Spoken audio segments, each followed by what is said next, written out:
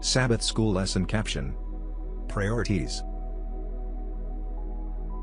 The parables and teachings of Jesus, the stories of Bible characters, and the counsel of Ellen G. White, all indicate clearly that there is no halfway commitment to Christ. Either we are, or we are not on the Lord's side.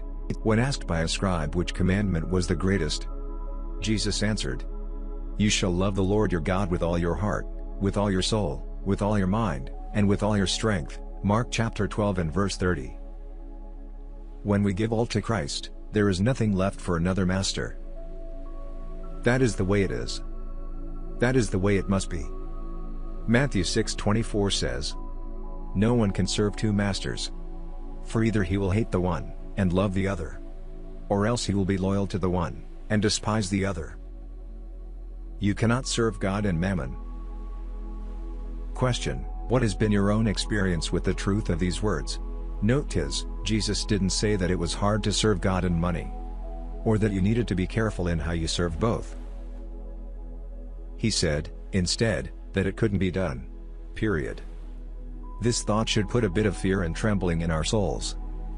Philippians chapter 2 verse 12 instructs, "Therefore, my beloved, as you have always obeyed, not as in my presence only, but now much more in my absence, work out your own salvation with fear and trembling."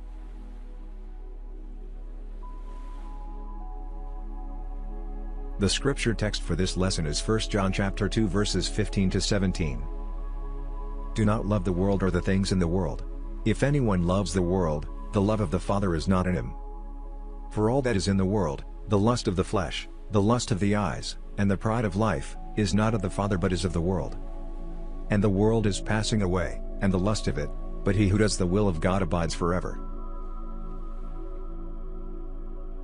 How are these three things manifested in our world? And why is the danger they present sometimes more subtle than we realize? No wonder Paul wrote, "Set your affection on things above, not on things on the earth." Of course, that's easier said than done. Because the things of the world are right here before us every day. The lure of all that is in the world is strong, the pull for immediate gratification is always there, whispering in our ears or pulling on our shirt sleeves, or both. Hasn't even the most faithful Christian felt some love for the things of the world? Even with our knowledge that one day it will all end, we still feel the pull, don't we? The good news, however, is that we don't need to let it pull us away from the Lord. 2 Peter chapter 3 verses 10 to 14. But the day of the Lord will come as a thief in the night, in which the heavens will pass away with a great noise, and the elements will melt with fervent heat. Both the earth and the works that are in it will be burned up. Therefore, since all these things will be dissolved, what manner of persons ought you to be in holy conduct and godliness, looking for and hastening the coming of the day of God, because of which the heavens will be dissolved, being on fire, and the elements will melt with fervent heat.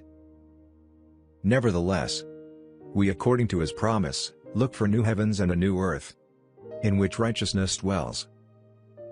Therefore, beloved, looking forward to these things, be diligent to be found by him in peace, without spot and blameless.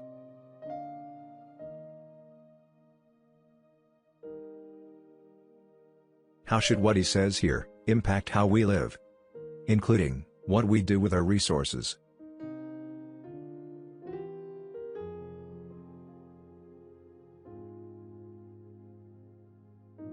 May God bless you abundantly.